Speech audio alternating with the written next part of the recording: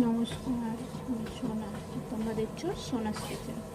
আজকে আমি তোমাদের সাথে শেয়ার করব মাটনের একটা রেসিপি।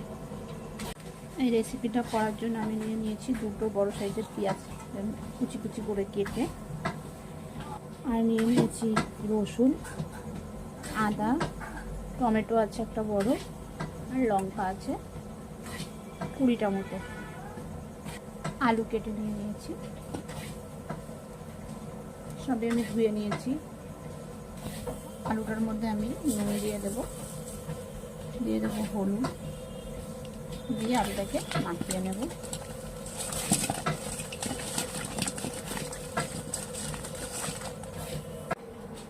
আমি শিলনোড়াটা পেতে নিয়েছি, আমি মশলাটা করে নেব।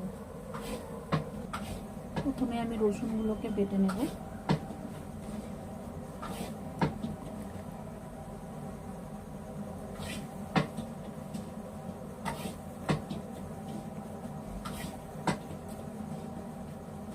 রসুনটাকে আমি প্রথমে বেটে নেব।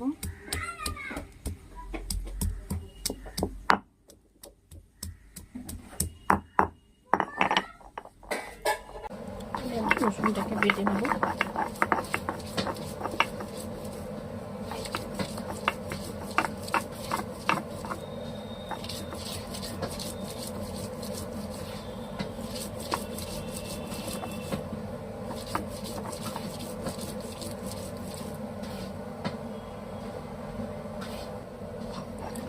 রসুনটাকে বেটে নিচ্ছি ভালো করে।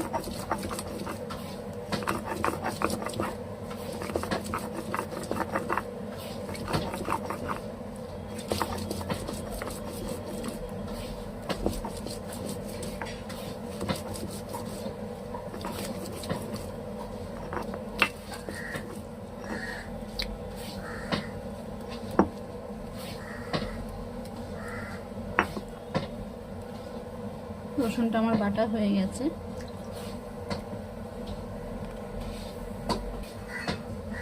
আমি আদাগুলো বেটে নেব।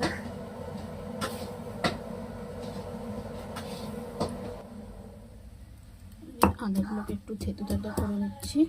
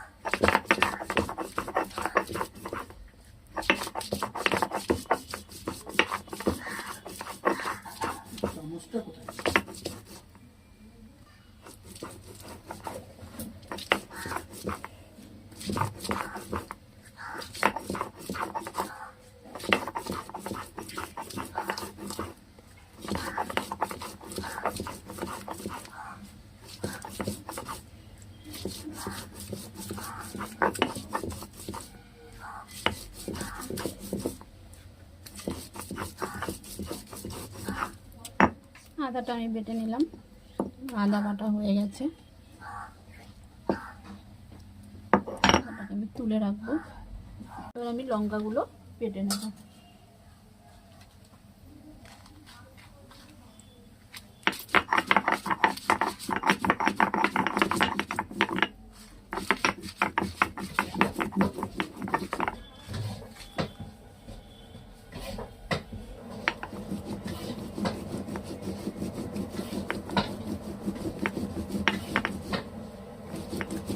লঙ্কাটা আমি বেটে নিচ্ছি।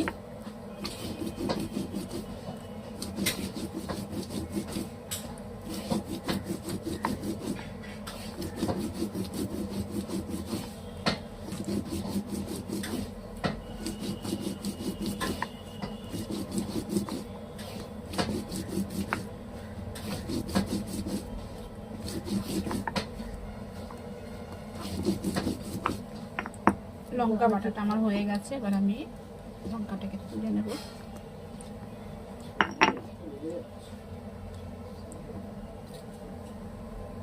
টমেটোটাকে আমি মিক্সির জারে দিয়ে বেটে নেব।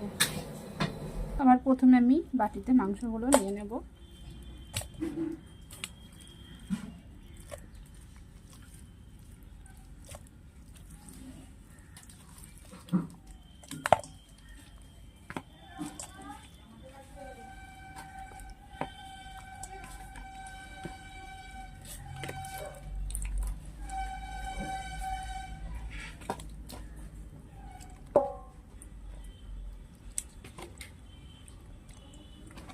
মাংসগুলো নেওয়া হয়ে গেছে, দিয়ে দেব আদা বাটা, দিয়ে দেবো রসুন বাটা, আর দিয়ে দেবো লঙ্কা পেস্ট করে রেখেছিলাম সেটা,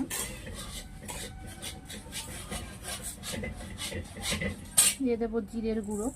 আমি ছোটো চামচে 3 চামচ জিরের গুঁড়ো দিয়েছি।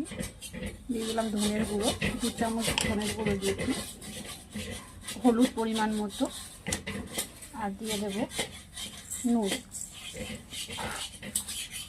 পরিমাণ মতো। এবার যেটা দেবো সেটা দেবো হলো গোটা জিরে,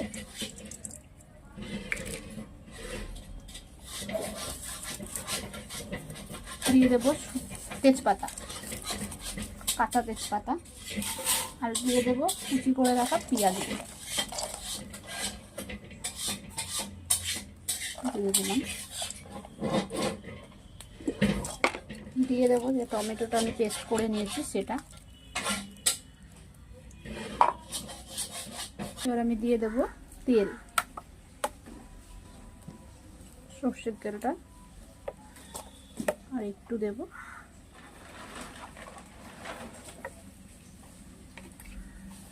এটাকে আমি খুব ভালো করে মাখিয়ে নেব। এটাকে আমি ভালো করে মাখাবো।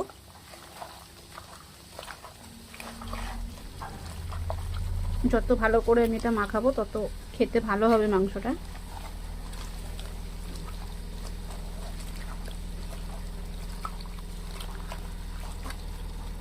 একটু টাইম নিয়ে মাখাতে হবে, তাহলে মাংসটা সফট হয়ে যাবে।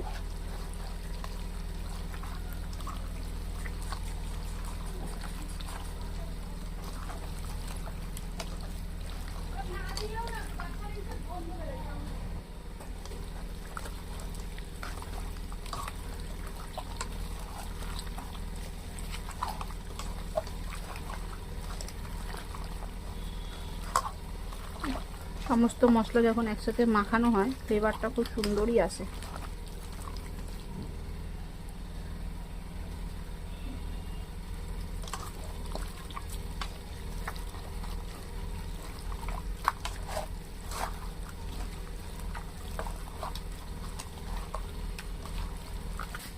আমার মাখানো হয়ে গেছে। এবার আমি 1 ঘন্টার জন্য এটা রেখে দেব।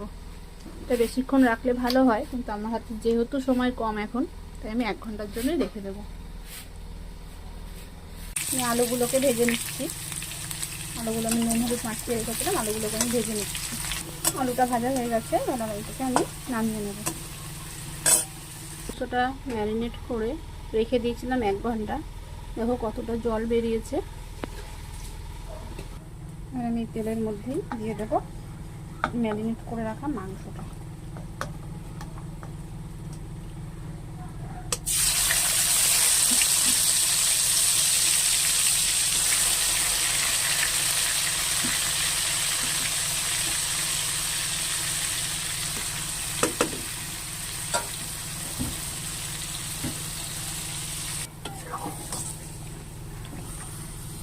এটাকে আমি মিডিয়াম টু লো ফ্লেমে খুব ভালো করে কষাবো। এখন এটাকে আমি ঢাকা দিয়ে রাখবো। এটাকে আমি ঢাকা দিয়ে রান্না করবো। এর থেকে আরো অনেকটাই জল বেরোবে। ঢাকা দিয়ে রেখেছিলাম, ঢাকা দিয়ে দেখো ঢাকা দেওয়ার পরে কতটা জল উঠেছে দেখো। এই জলটাতেই পুরো মাংসটা রান্না হবে। পরে অল্প জল দিলে মাংসটা প্রেসার কুকারে দেওয়ার কোনো দরকার হবে না, এমনিতেই সিদ্ধ হয়ে যাবে। কতটা জল শুকিয়ে এসেছে কষাতে কষাতে। আরও বেশ কিছুক্ষণ কষাবো। মাংসটা কষানো হয়ে গেছে, তেল বেরিয়ে গেছে মশলা থেকে।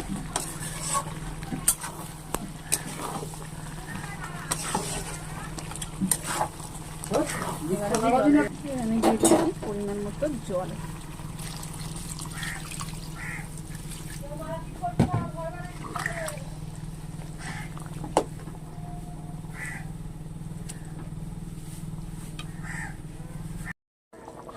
তরকারিটা আমার হয়ে গেছে, এবার আমি দিয়ে দেব গরম মশলা। গরম মশলা দিয়ে আমি তরকারিটাকে নামিয়ে নেব।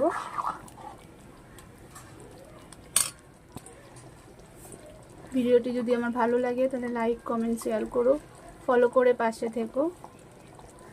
ধন্যবাদ সকলকে ভিডিওটি দেখার জন্য। নমস্কার।